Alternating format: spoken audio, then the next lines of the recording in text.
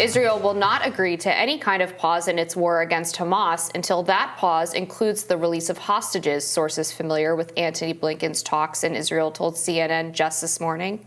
Secretary of State Blinken touched down in Tel Aviv yesterday, where he met with President Herzog and Bibi Netanyahu to advocate for brief pauses in Israel's offensive for the passing of humanitarian aid and the release of hostages. The visit, of course, was also a show of U.S. support for Israel's continuing retaliation to Hamas's attacks on October 7th. Here's Blinken's speech from this morning. We believe that each of these efforts would be facilitated by humanitarian pauses, by arrangements on the ground that increase security for civilians and permit the more effective and sustained delivery of humanitarian assistance. That was an important area of discussion today with Israeli leaders. How, when, and where these can be implemented, what work needs to happen, and what understandings must be reached. Now, we recognize this would take time to prepare and coordinate as well with international partners. A number of legitimate questions were raised in our discussions today, including how to use any period of pause to maximize the flow of humanitarian assistance, how to connect a pause to the release of hostages, how to ensure that Hamas doesn't use these pauses or arrangements to its own advantage. These are issues that we need to tackle urgently, and we believe they can be solved. Meanwhile, Hezbollah's leader, Hassan Nasrallah, broke his silence on the war in Gaza during a televised address this morning in Lebanon.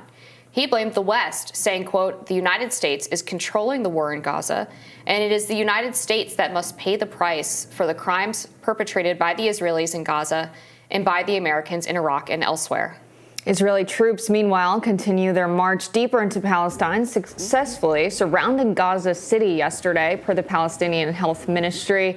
The number of Gazans killed in the past 3 weeks of fighting now nears 10,000. Joining us now to discuss these latest developments is Jonathan Spire, author, Middle East analyst, and director of research at Middle East Forum. Jonathan, welcome and thank you for joining us.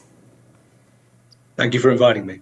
So you're based in Jerusalem. Can you give us a sort of lay of the land of what things are like right now?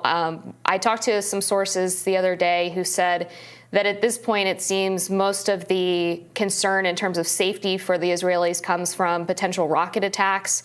But I'd love for you to give us an update on the on-the-ground situation.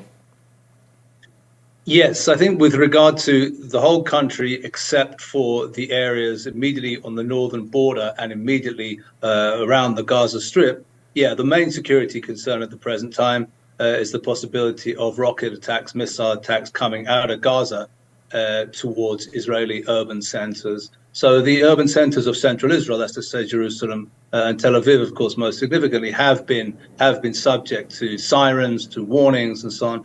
But having said that, I would say that, 4 weeks into this now, in a familiar way, there is a kind of routine of war settling into the country now. Israelis are familiar with periods of conflict, although this is certainly a very, very intense one.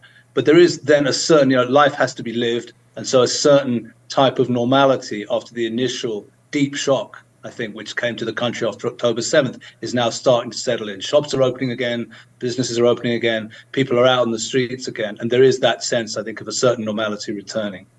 So we have Antony Blinken saying that now he would support a humanitarian pause, a ceasefire, so that aid can get into Gaza. But we had the United States also use their veto power in the Security Council, the lone vote vetoing a humanitarian pause in Gaza. Now, they say that they would like for the aid to come in. We've had trucks come in.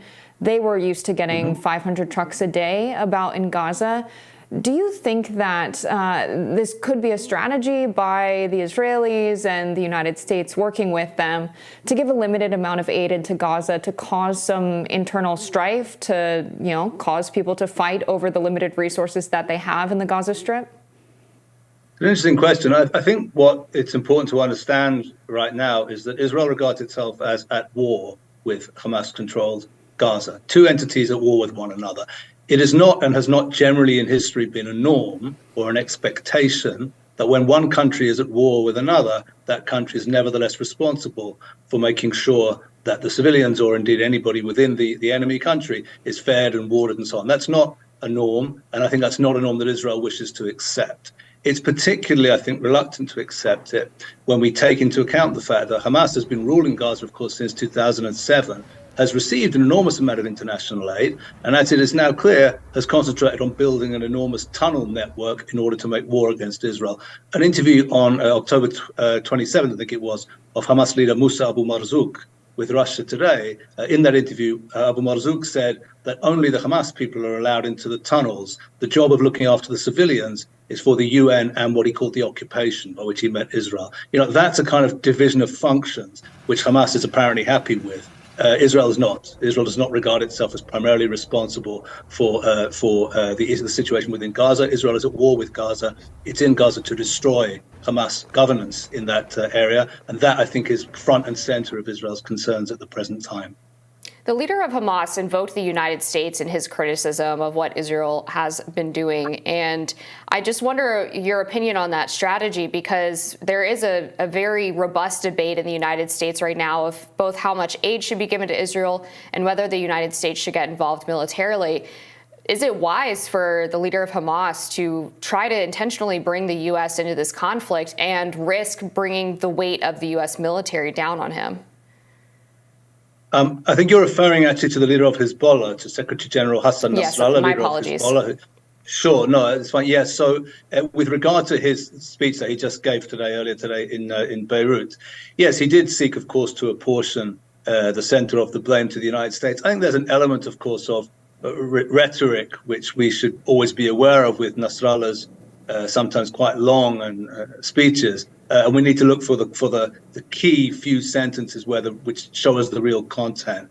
And my own sense, at least with regard to that speech, is that yes, he did talk about the United States. He described Israel as the tool of the United States and so on. But this is Nasrallah using, I think, rhetoric. The things that really mattered were, I think, two things. One was that he expressed that his organization and Iran were not aware of the plans for the carrying out of the October 7th attack or atrocity carried out by Hamas. And he said it was, a Palestinian achievement as he regards it. That's very important, I think, because what I think he was actually saying with that. And the second thing was he said, people say Hezbollah should enter the war, but actually we've been in the war since October 8th, referring to the limited attacks that they're carrying out.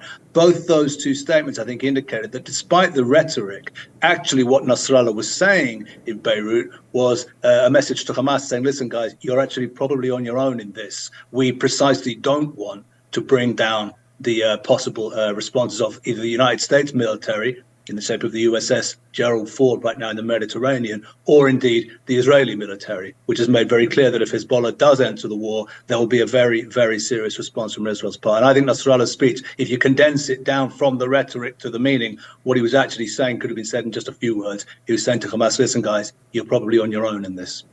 Jonathan Spire, thank you so much for joining us and breaking this down today.